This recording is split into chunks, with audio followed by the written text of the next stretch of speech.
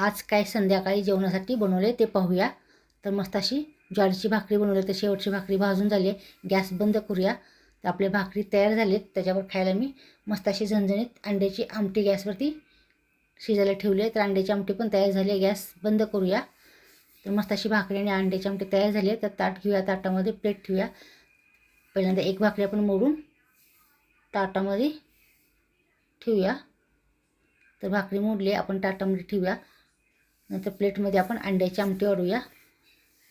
तर मस्त अशी झणझणीत अंड्याची आमटी बनवली.